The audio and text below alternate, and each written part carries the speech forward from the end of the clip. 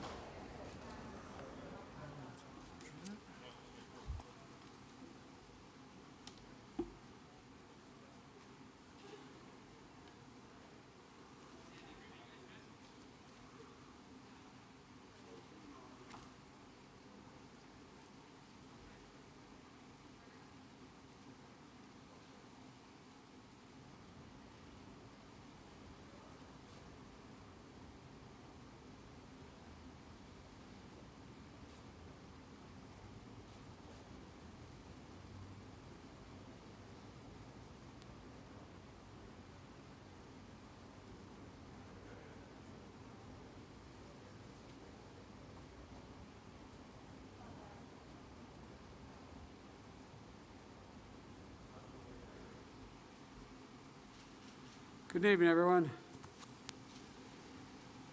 Well, we're preparing to wrap up another busy day in Scotland. I think we got a lot done.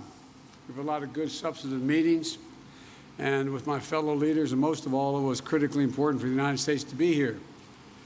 At Cop26, back in the Paris Agreement, raising domestic climate ambitions and demonstrating a commitment to support the rest of the world, particularly those countries that are on the front lines of the climate crisis. Today I spoke with leaders of forested nations, island nations, developing countries. My message to them was the United States is going to be their partner as we meet this climate crisis. And I want to thank the United Kingdom and Prime Minister Johnson for hosting us, hosting the world at a critical moment, as well as I met with Prince Charles, who's put together a very significant operation over the last 6-7 years of trying to bring in the private sector to work on a number of these issues. Glasgow must be the start, as you're tired of hearing me say it, but a decisive decade of action so we can keep the limit of 1.5 degrees within the reach of us and the rest of the world. We have to keep accelerating our progress. Today's agreement by more than 100 countries, representing 85% of the world's forests, to halt and reverse deforestation by 2030, is a great example of the kind of ambition we need, and the United States is proud to have initiated and supported it. For our part, the United States is going to keep raising the ambition and delivering the goal that we are reducing U.S. emissions by 50 to 52%, as Secretary Kerry's talked about, from the 2005 levels by 2030. This decade, we have to make significant progress. And by the way, I might note parenthetically, I can't think of any 2 days when more has been accomplished dealing with climate than these 2 days. Overall, the past 2 days, I've announced a series of initiatives that are going to make sure we hit the target of including today 2 new rules to reduce methane losses from new and existing oil and gas operations and from natural gas pipelines. Thanks to the effort of our joint effort with the EU, we've grown global methane pledge. Remember, I raised it when I spoke to the United Nations from 9 countries signing on to that pledge in September at the United Nations. More than 100 countries have signed on. It's about half the world's methane emissions, 70% of the world's global GDP. We made commitments to promote climate-smart agriculture, spur innovation, catalyze private finance for a clean economy, and to drive high-standard, clean, climate-resilient infrastructure through the Build Back Better initiative. We had a great meeting today where we sat and talked about the whole focus of my Build Back Better initiative, which is adopted by the G7, was that everything should be focused on, as we help with the infrastructure of the rest of the world, which needs it badly, focused on climate. The example is if you build an oil well, if you build a gas or oil refinery, you're going to have that for the next 30 years. Well, why not invest now if we're going to provide for the help for nations in solar capacity or wind capacity? So the point is, although we also brought through the new President's Emergency Plan for Adaptation and Resilience. We called it, I'm getting tired of acronyms, I have to admit to you, but it's called a PREPARE. We're going to support climate adaptation efforts in more than 500 million people worldwide. We also released our overall long-term strategy that outlines how we'll get to net zero emissions by 2050. You know, we know that this must be a whole of society effort. I'd also want to thank the representatives from the private sector and from labor and philanthropies, civil societies who are dedicating themselves to the climate action efforts we're all making here. That leadership, together with action by state and local and tribal governments, has been essential in the United States. That's why, despite the previous administration's pulling us out of the Paris Agreement and refusing even to acknowledge there was a climate crisis, we still brought down emissions during that period. I also want to acknowledge the passion and power of the young people and the activists who are doing such vital work to remind us of our moral obligation to future generations. But look, as I said yesterday, it's not just a moral imperative, it's an economic imperative as well. Investing in our clean energy future is an enormous opportunity for every country to create good-paying jobs and spur a broad-based economic recovery. As I've said, you've heard me say before, and my colleagues as well, when I think of climate crisis, I think of jobs. And that's what the Build Back Better framework will do for the American people. It's going to bring historic investment in clean energy, addressing the climate crisis. It's going to cut greenhouse gas emissions by well over a gigaton by 2030. It's going to save consumers money in their energy bills and with tax credits for things like installing solar panels and weatherization of their homes. It's also going to provide manufacturing credits to make sure the United States is competing in energy markets of the future like solar panels and wind turbines. It's also going to accelerate electric vehicles and electric school buses and build a nationwide network of 500,000 charging stations to power them. It's about jobs. It's about competitiveness versus complacency. It's about making the world safer, cleaner, healthier, a place for our children and children all around the world to look to the future in a way that they can't now. And so there's so many other things that have happened today that I feel good about. But let me start, if you will, I'll be happy to take your questions. Phil, you got a question? I'm watching on TV a lot. Thank you very much, Mr. President. You noted your disappointment with Chinese actions on climate in Rome, and also the lack of willingness for Chinese President Xi Jinping to show up at either the G20 or Cop26. But I wanted to ask more broadly, when you assess where things stand right now in U.S.-China relationships after your first 10 months in office, your diplomats have had difficulty engaging in a substantive manner with some of their counterparts. You have a Chinese military that has tested a hypersonic missile this summer. It is building its nuclear capability. What is your general assessment of where things stand, and are you concerned that the potential for armed conflict has grown over the course of your first 10 months in office? Well, let me start off by addressing the first part of, if not the question, the statement. And that is that I indicated that China and Russia not showing up in Saudi Arabia was a problem. We showed up. We showed up. And by showing up, we've had a profound impact on the way I think the rest of the world is looking at the United States and its leadership role. I think it's been a big mistake, quite frankly, for China, with respect to China not showing up. The rest of the world is going to look to China and say, what value added are they providing? And they've lost an ability to influence people around the world and all the people here at COP. The same way I would argue with regard to Russia. With regard to the more profound question about, am I worried about an armed conflict or some that accidentally occurring with China? No, I'm not, but I have had, as I've said before, and I think we've talked about this, Phil, but I may be mistaken, I think as I've said, I look at China, and I've had hours of conversations with Xi Jinping, both in person when I was vice president and since I've been president, at least 5 or 6 hours worth of conversations on the telephone. And I'm going to be having a virtual summit with him. I've made it clear, this is competition. It does not have to be conflict. There is no reason there need be conflict. But I've also indicated to him, and I'm not reluctant to say it publicly, that we expect him to play by the rules of the road. We're not going to change our attitude toward Constitution, international airspace, international sea lanes, et cetera. We also are made it clear that we have to work on dealing with things like cybersecurity and a whole range of other issues. But I'm not looking for, I don't anticipate there will be a need for there'll be physical conflict. But you know, as you've heard me say this before, my dad had an expression. He said the only conflict worse than one that's intended is one that's unintended. One that's unintended. And so in my meetings with him virtually coming up, we haven't set the exact date yet, I want to make sure there's no misunderstanding. It's competition, not conflict, and so there's no unintended. Yeah, Peter?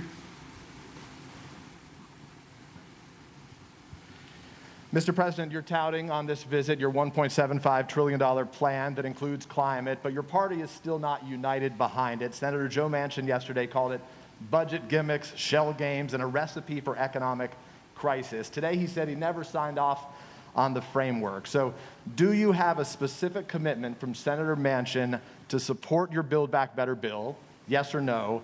And how do you respond to those criticisms? And I have a quick follow-up. Number one, I'm not going to talk about the specifics of my conversations. He will vote for this if we have in this proposal what he has anticipated, and that is looking at the fine print and the detail of what comes out of the House in terms of the actual legislative initiatives. I believe that Joe will be there. With regard to the issue of whether or not he thinks that he's worried about this being inflationary or going to be negative impact on the economy, I think that I've made it clear to Joe, and will continue to, and we will, that as I've apologized for repeating it, Peter, but 17 Nobel laureates on economics said it's going to lower inflation, raise wages, increase competition, create 2 million jobs a year, et cetera. And so I think that I understand that Joe is looking for the precise detail to make sure nothing got slipped in terms of the way in which the legislation got written that is different than he acknowledged he would agree to. But I think we'll get this done. Well, you mentioned the word inflation there. You recently said you have no short-term answer to bring down gas prices. But as you know, it's not just gas prices now. Rents are up. The cost of everyday items are up. Inflation in the U.S. is at a 13-year high. So when specifically should Americans expect those prices to come down? Well, look, first of all, the significant reason why prices are up is because of COVID affecting the supply chain. I mean, I know you, I'm not trying to be instructive. I know you know this, number one. Number two, if you take a look at, gas prices and you take a look at oil prices, that is a consequence of, thus far, the refusal of Russia or the OPEC nations to pump more oil. And we'll see what happens on that score sooner than later. Number three, I think if you take a look at what we're talking about, you look to this coming Thanksgiving. We're in a situation where we find that we are in a very different circumstance. Last Thanksgiving, as I said, this year we're working on a supply chain issue. But last Thanksgiving, I sat down with my wife, my daughter, and my son-in-law. This Thanksgiving, we're all in a very different circumstance. Things are a hell of a lot better, and the wages have gone up higher, faster than inflation, and we have generated real economic growth. It doesn't mean these dislocations aren't real. they do affect people's lives. For example, one of the reasons why I decided to talk about the need to deal with the operation and the gouging that occurs in some of the pricing of beef and chicken and other things is that that's why I think that's why I indicated to you we're going to look at whether or not there's a violation of antitrust laws and what they're doing. So there's a lot to look at, but the bottom line is that I think and anyone who would prefer, as bad as things are in terms of prices hurting families now, trade this Thanksgiving for last Thanksgiving. Jen Epstein, Wall Street Journal. Excuse me. I beg your pardon. Bloomberg. I hope I got it. I got it. Thank you. Especially since my granddaughter works for you guys in a different circumstance. So I got it. I'm in trouble. Well, I'm going to ask a very Bloomberg question to begin, which is, have you decided who you will nominate to chair the Federal Reserve Board? And if not, can you speak a little bit about what you're thinking about as you consider your choice for Fed chair and the other seats that are open?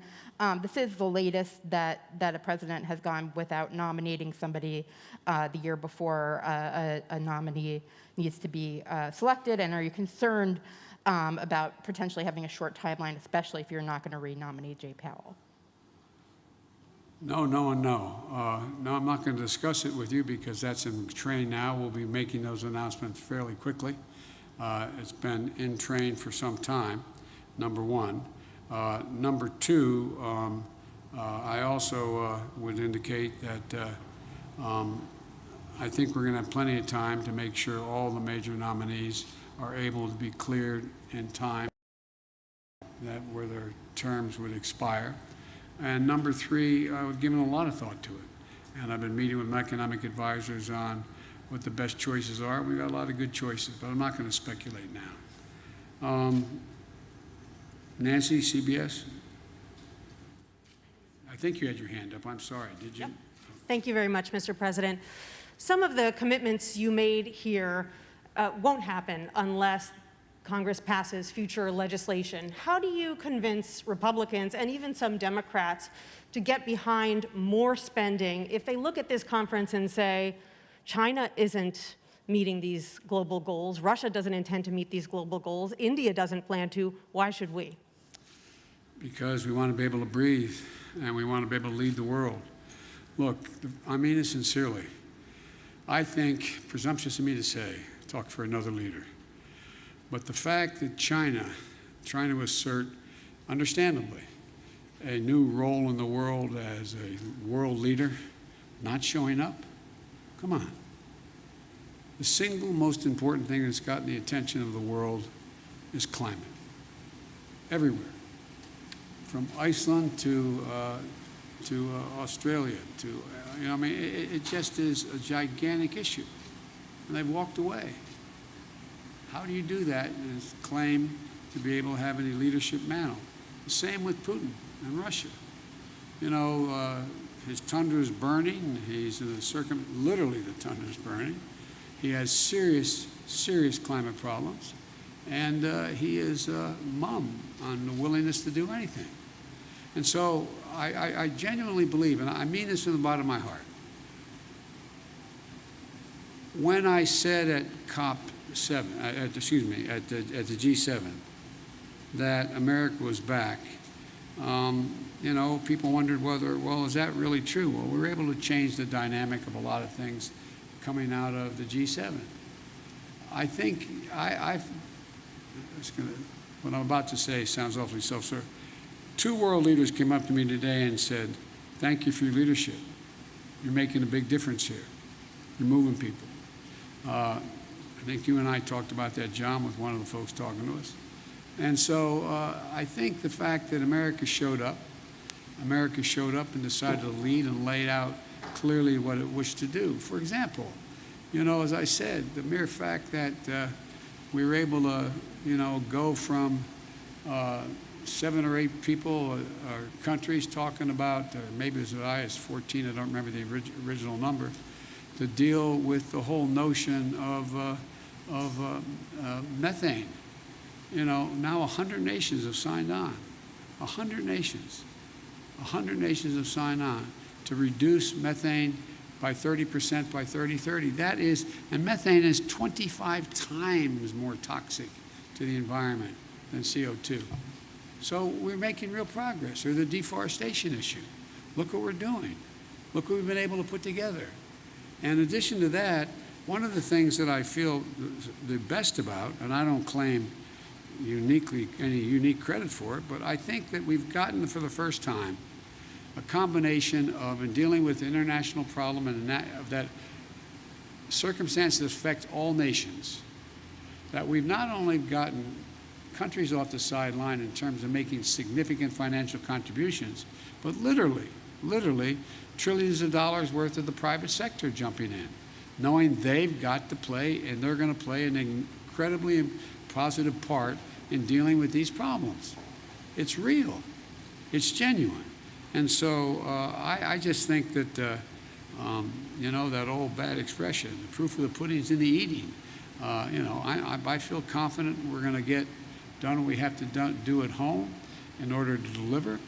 And lastly, you know, if you take a look at what economy is growing, the United States, it's growing. It has problems, mainly because of COVID and supply chain, but it's growing. We've created over 6 million jobs. We're leading the world in terms of the fastest growing economy, major economies.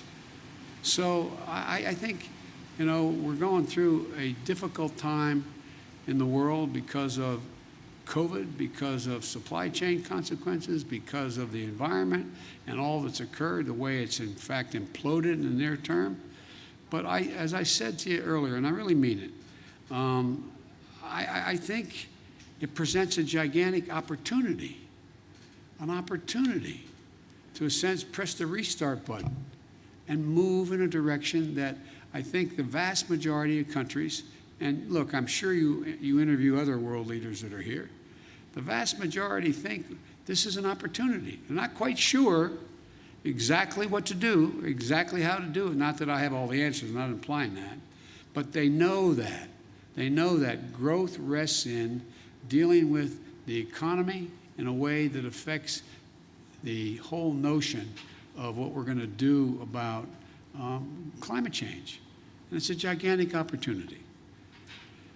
Okay, I called on the Wall Street Journal, Catherine. I got the wrong one. Sorry, let's try the real Wall Street Journal. Thank you very much. We are the real Wall Street Journal. Mr. President, you tweeted earlier asking Virginia and New Jersey residents to vote. Democrat Terry McAuliffe is struggling in a state that you won by 10 points. Do you see his problems as a rebuke of your presidency? And could this signal your real losses for Democrats in the midterms? We're going to win. I think we're going to win in Virginia. And you know, you're reporting it being close. The race is very close. So it's about who shows up, who turns out. And granted, I did win by a large margin. But the point of the matter is that I think that this is going to be, we all knew from the beginning, this is going to be a tight race. And it is tight. And it's going to get down to turnout.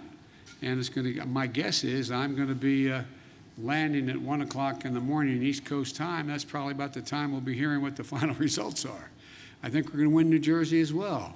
But look, you know, the off year is always unpredictable, especially when we don't have a general election going on at the same time.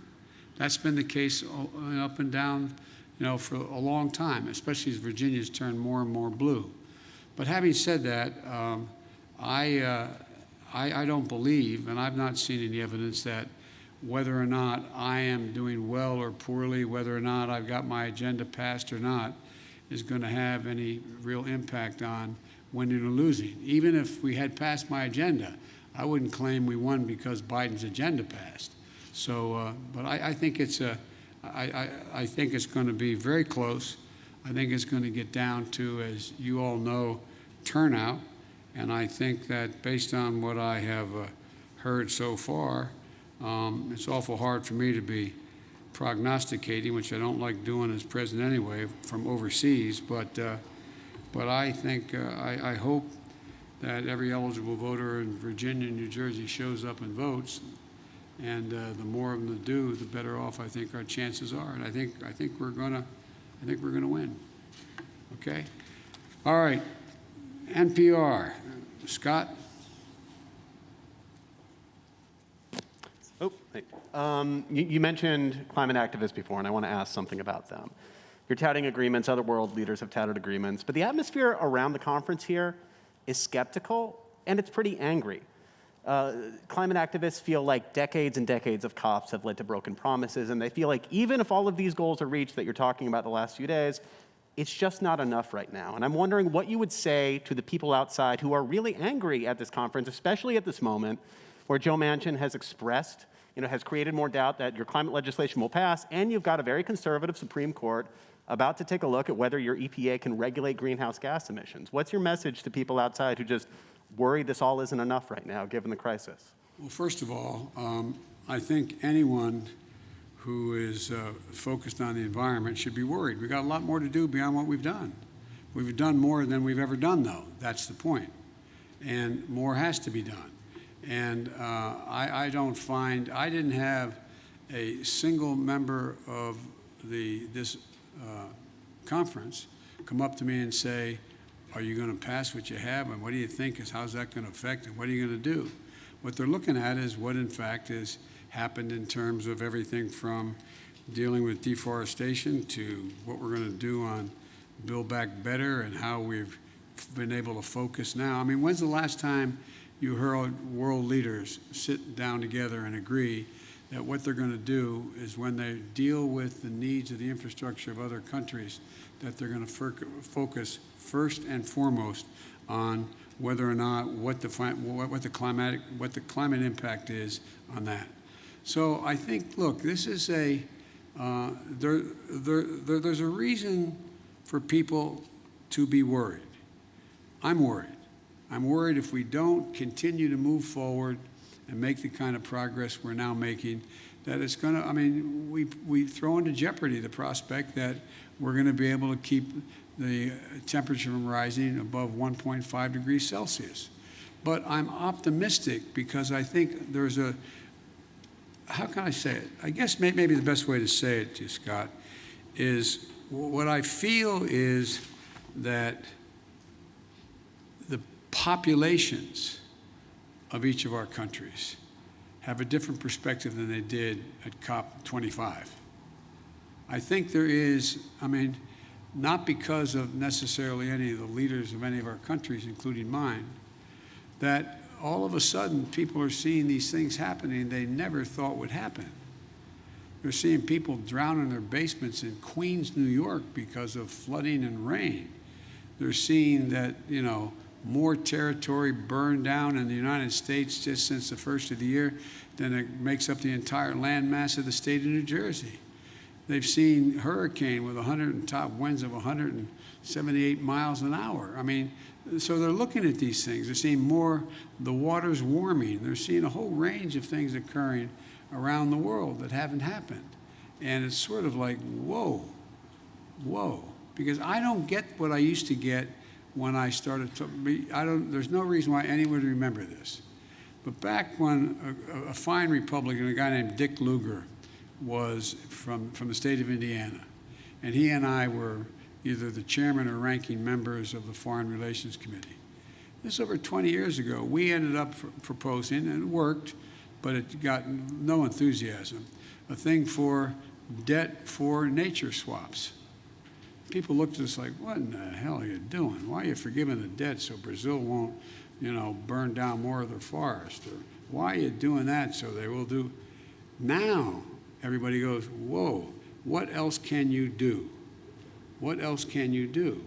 So I think there's a whole different attitude that's out there. And I think this is being led, and I'm not being solicitous here, I think this is being led by, my granddaughters and their friends, that generation. I think they're out there going, whoa, and they're having a profound impact. Having a profound impact on their parents and their grandparents about what's happening. And then all these climactic and climactic things have happened that people are now paying attention like they never did before. So, you know, there's a lot more to do, and it's going to determine whether or not we are going to be able to fund what we're talking about. But, for example, even if the funding didn't come from some of the governments, you have the private sector now engaged where they're talking about investing, literally the need to invest over trillions of dollars off the sidelines. It's bankers that are now deciding they got to. I talked a long time ago with you all about that you have major corporate America pricing in the price of carbon. It matters. So things are changing. We just have the right stewardship and enough sense as world leaders to get it right. So thank you all so very much. Appreciate it.